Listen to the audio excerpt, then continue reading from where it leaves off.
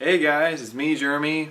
Have not done one of these live action film reviews in a while, but I thought it was warranted because last night I saw 300 Rise of an Empire. I was a huge fan of the last film. The Battle of Thermopylae was probably the first historical battle I ever learnt when I was a kid. My dad told me about it, and ever since then I have loved the story. I remember when the trailer for the first film came out, I watched it about 100 times at least. So I was pretty excited for this film. And first things first, it surprised me in two ways. First, the director, Noman, I'm not going to try and pronounce his last name, he really surprised me. The only film he had done beforehand was Smart People from 2008. So from going from a comedy drama film to an epic CG massive Battle 300-like film must have been a feat. But Zack Snyder supposedly really helped him out in the production, and it shows.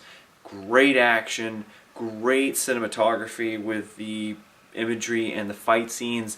The choreography is great too. The opening battle of Marathon is insane! I was strapped to my chair. I was holding on to dear life because I was so embedded into the intensity of the scene. It was awesome. It totally brought back all the memories I had when watching the original 300 film. In terms of narrative, however, it is much more expansive than the last one.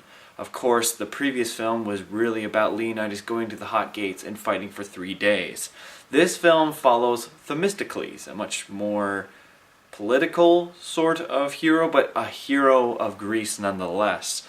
He is the naval commander and the military commander, the first who killed Xerxes' father at the Battle of Marathon, and then would go on to help Leonidas fight the Persian ships in the Artemision Strait. Now, this is something a little bit more different. There's boats instead of land battles. Now, there are some hand-to-hand combat scenes, but the boats are really what is shown more so in this film. I literally just read Blood of Gods, a film about Octavian's rise in the Roman Empire, and there was an entire section about Roman battles and ships. So seeing what I imagined in my head on the screen, obviously in a different battle and a different time, but still a battle of old wooden ships nonetheless, was sweet to see. And I'd have to say everything was really well executed in all of these fight scenes. If there's one thing I could say though, is that the Battle of Marathon is not topped. The intensity you get from these guys just running down a hill going roar, and there's all the stabbing, and that's the other thing too, when people get stabbed instead of the first one. I know the first one was a bit over dramatic with the blood loss, but this looks like a giant Kool-Aid patch is coming out and going, oh yeah! But other than that, while Marathon is still the best part, and it's kind of odd considering, you know, the following fight scenes aren't as intense as the opening, they are all still intense nonetheless. And then there's Eva Green as the evil female Persian commander of the Persian fleet. She is awesome in this movie. She is a great villain for the film. She's hot, she's crazy, and she's brutal.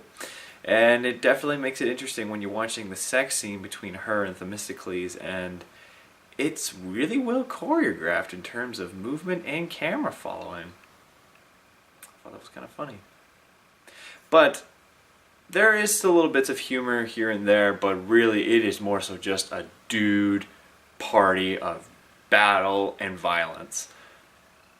I've been thinking about it all night. I cannot say it is better than the original. I think simply put, just because the original film was so simple in its narrative, everything is worked out perfectly. Also, David Wenham's narrative of the story is awesome. The constant narrative really puts you in to the idea of a Greek legend, whereas it kind of takes breaks when Lady Gorgo, Leanne Dunham, is kind of doing it half and half. She does it at first, and then she doesn't. And then also she provides a lot of detail. I don't know, I thought that David Wenham's script was a lot more simple, and he really got across the idea of a Greek legend a lot better. So maybe there's too much words. Oh, that's another thing too. There's about 17 different speeches in this film, which are all still pretty cool, but yeah, so great fight scenes. Not as much of a powerful lead. Themistocles he's good, but he's not a Gerard Butler. Gerard Butler probably just because he's Scottish and he yelled half of his lines. So maybe that's why. But an awesome villain. I think she was better than Xerxes. Xerxes sucks in this movie, honestly. He doesn't really do anything. Except you see his introduction. But the Frank Miller graphic novel is apparently called Xerxes, yet it absolutely has nothing to do with him aside from the beginning. Nothing. Like, the rest of it is all about Eva Green's character. Really, she is the main character of this film in terms of where the story is going. Oh yeah, and there's exposition up the ass. There is so much damn exposition. Jesus, can't say that word. Anyway, guys, I would say watch it. Go watch it. It's a damn good picture in my opinion, but that's also because I am a biased 300 fan. I am definitely going to see this again just to make sure I have the right opinion of it.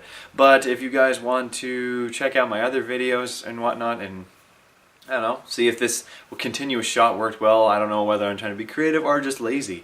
But please, and also check out the radio show. I'm going to be playing Phantom of the Opera next week as a joke to Gerard Butler, because that was his first major role. One of the first things I ever remember when he was promoting 300 is that someone in a group of fans asked him about what it was like to do the Phantom of the Opera film, and he just said, next question please. So anyway guys, see you later.